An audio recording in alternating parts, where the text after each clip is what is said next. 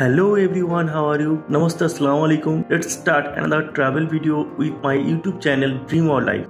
এই north India এবং আজমির সফর কমপ্লিট করে বাড়ি ফেরার পথে তেমন কিছু দর্শনীয় স্থান নেই, কিন্তু আমরা এই ট্রিপের সমস্ত খরচ এবং খুঁটিনাটি ইনফরমেশনগুলো আপনার সঙ্গে শেয়ার করার চেষ্টা করব। প্রথমেই বলেছিলাম মাত্র 8,000 টাকা গাড়ি ভাড়া with food. Good morning from UP. So guys, north ইন্ডিয়ার সঙ্গে আজমির শরীফ সফরটা আপাতত এই পর্যন্ত কমপ্লিট হয়ে গেছে। এখন আমাদের বাড়ি ফেরার পালা। ফেরার পথে আগ্রা থেকে আমরা যমুনা এক্সপ্রেস হাইওয়ে ধরে রওনা দিলাম কলকাতার দিকে। এটা ইন্ডিয়ার টপ 3 হাইওয়ের মধ্যে একটা। দেখলেই বোঝা যায় খুব সুন্দর সাজানো গোছানো 4 লেন একটা হাইওয়ে ধরে বেশ কিছুটা আসতে ঠিক ইভিনিং টাইমে আমরা একটু ট্রানজিট ব্রেক নিয়ে নিলাম। সেখানে ফ্রেশ হয়ে নিয়ে আবার রওনা দেবো আমরা হাইওয়ে দিকে। প্রথম যে পেট্রোল পাম্পে দাঁড়িয়েছিলাম ওখানে ফুয়েল আপ করা হয়নি, তাই এখান থেকে ফুয়েল আপ করে নিলাম।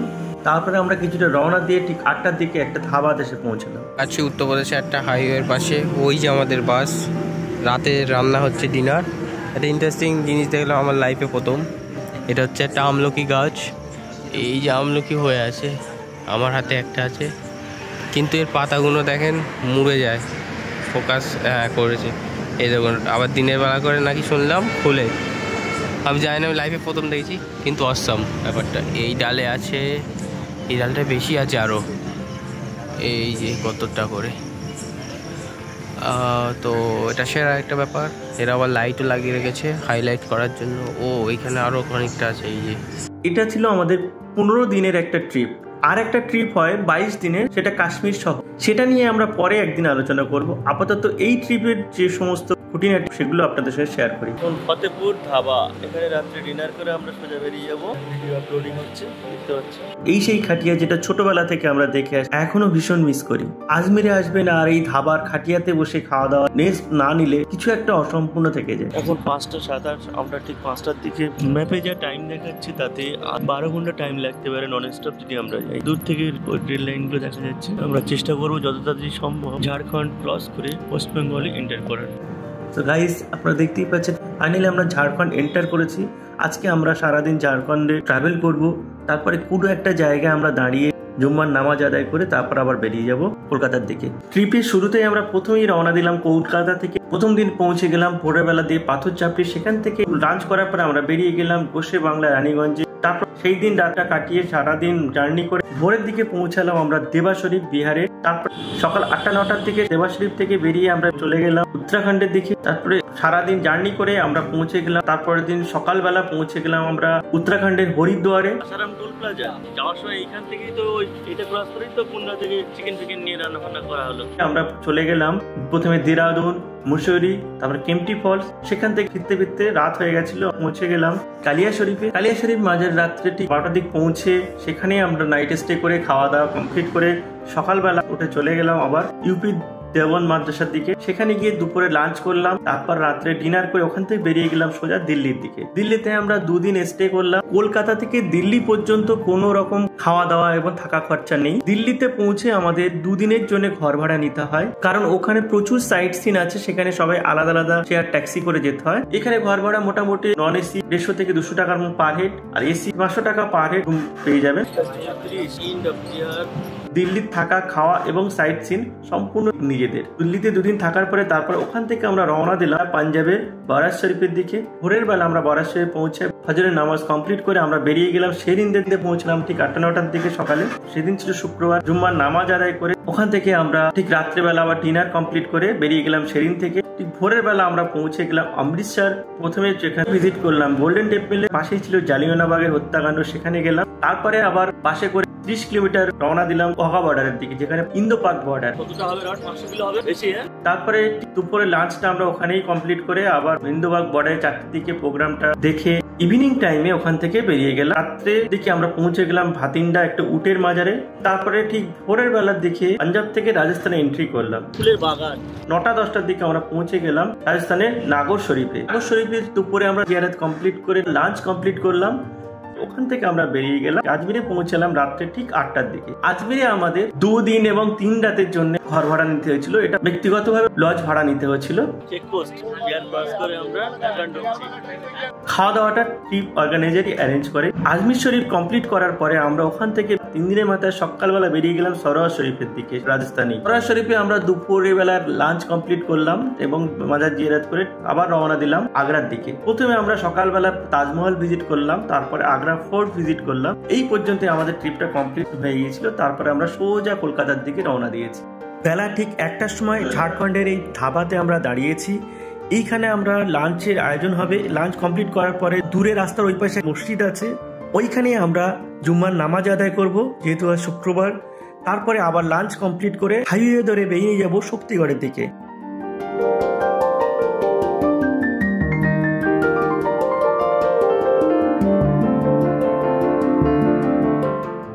সবাই একত্রে বাসে উঠে পড়লাম। এই ছিল মোটামুটি একটা কনসেপ্ট এই ট্রিপের আমাদের। আপনাদের যদি আরো কিছু জানার থাকে আপনারা অবশ্যই কমেন্ট বক্সে জানাবেন, তাহলে আমরা চেষ্টা করব তার সঠিক ইনফরমেশনগুলো আপনাদের সামনে তুলে ধরার। ঝাড়খণ্ডে আমাদের লাঞ্চ কমপ্লিট করে আমরা বেরিয়ে পড়ছি শক্তিগড়ের দিকে। ঘড়িতে এখন ঠিক 3টে বাজে।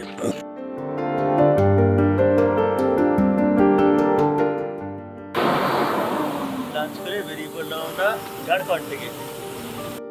ঘড়িতে এখন বিকেল 5টা বাজে। আমরা ঝাড়খণ্ড ছেড়ে বর্ডারের কাছাকাছি পৌঁছে গেছি। আমরা এসে গেছি। We are arrived now Tobimor, Jharkhand. Gobindapur মোড়। এটা আমাদের লাস্ট টোল ঝাড়খণ্ডের। এরপর আমরা ওয়েস্ট বেঙ্গল এন্টার করব।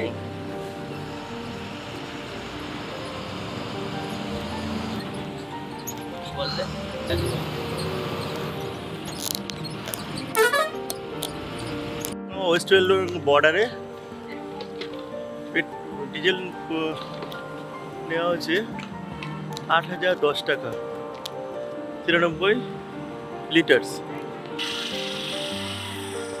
এটাই আজকে আমাদের শেষ কৈলাভ। গাড়ি ছেড়ে আমরা বেরিয়ে যাচ্ছি এখন শক্তিগড়ের দিকে। রাজা ভাই কাজ পরিষ্কার করছে কলিন দিয়ে। না না, This river actually separates Jharkhand and West Bengal. Hey, what happened there? So here we stop. This is our bus. এখন বর্তমান মানে সুইট বাস করে এলাম মিলানা দেওয়া। বর্তমান গেটে এসে গেছি আমাদের। এটা কি মোড় বলে? হরিমোড়। হরিমোড় সামনে হরিমোড়। আচ্ছা আচ্ছা, বর্তমান গেট। এটা কার ঘাট?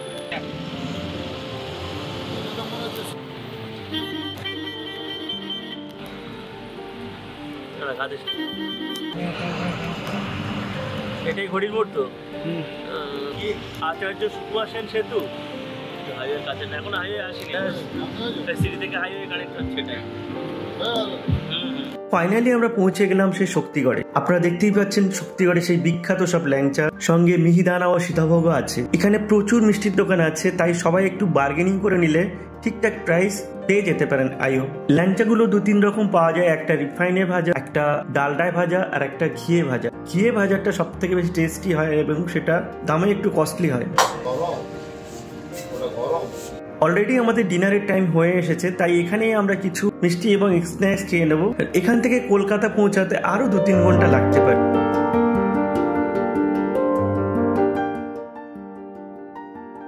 শক্তিগড় থেকে বাসে উঠে আবারও আমরা পৌঁছে গেলাম বালি ব্রিজে। কলকাতা ঢোকার সঙ্গে সঙ্গে অনেকদিন পরে বৃষ্টির ছোঁয়া পেলাম। এই বৃষ্টির মধ্যে ওয়াইপার দিতে দিতে আমাদের বাসটা এগিয়ে চললো বালি ব্রিজের ওপর দিয়ে কলকাতার দিকে। অবশেষে আমরা পৌঁছে গেলাম কলকাতা। দেখতেই পাচ্ছেন সাইনবোর্ডে লেখা আছে ওয়েলকাম টু কলকাতা। ঘড়িতে এখন রাত ঠিক 2:40।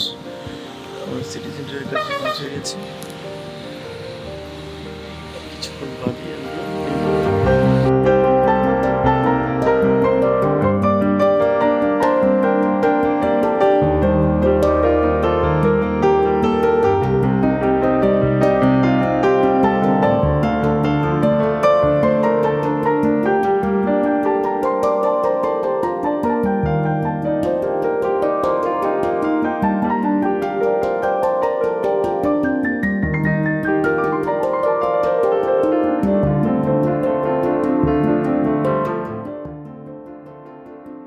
তারপরেই আমরা দেখতে পেলাম নিউটাউনে সেই বিশ্ব বাংলা গেট।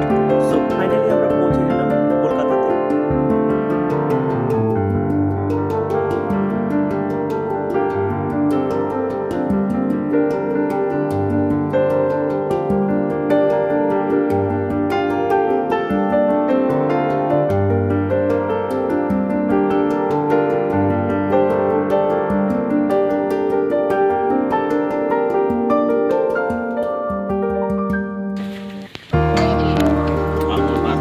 বলুন বলুন বলুন বলুন আরে বলুন। আসসালামু আলাইকুম।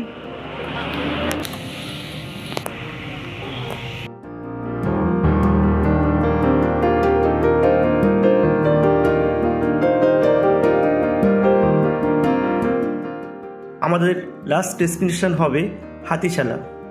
Finally we are enter Hatishala new town. যেখান থেকে আমরা বাসে উঠেছিলাম ঠিক সেই জায়গায়। বৃষ্টি হচ্ছে এখন দেখতে পাচ্ছেন, এখানে নামবো আমরা। এই পর্যন্তই আমাদের এই নর্থ ইন্ডিয়া আজমির সফর শেষ হচ্ছে। এরপরে যে ট্রিপটা আসছে সেটা হচ্ছে ইন্টারন্যাশনাল বাইক রাইডিং নেপালে। তার কিছু গ্লিমস আপনারা এখানেই দেখতে পাবেন।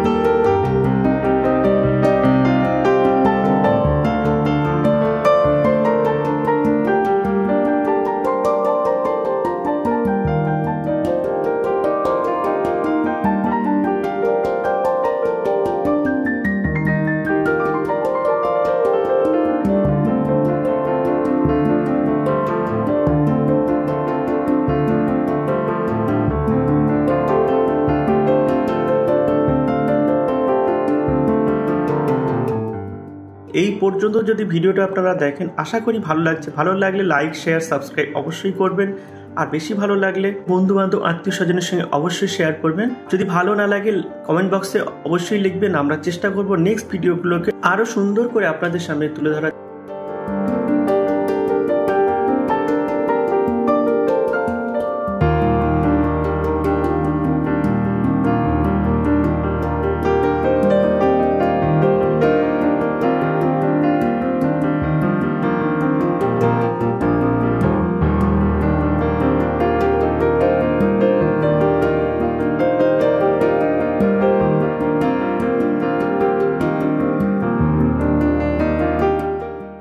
এই ভিডিওটা আপাতত এখানেই শেষ করব। দেখা হবে নেক্সট কোনো ভিডিওতে। ততক্ষণে টাটা, take care, bye bye, stay tune till there, be positive vibe and keep down.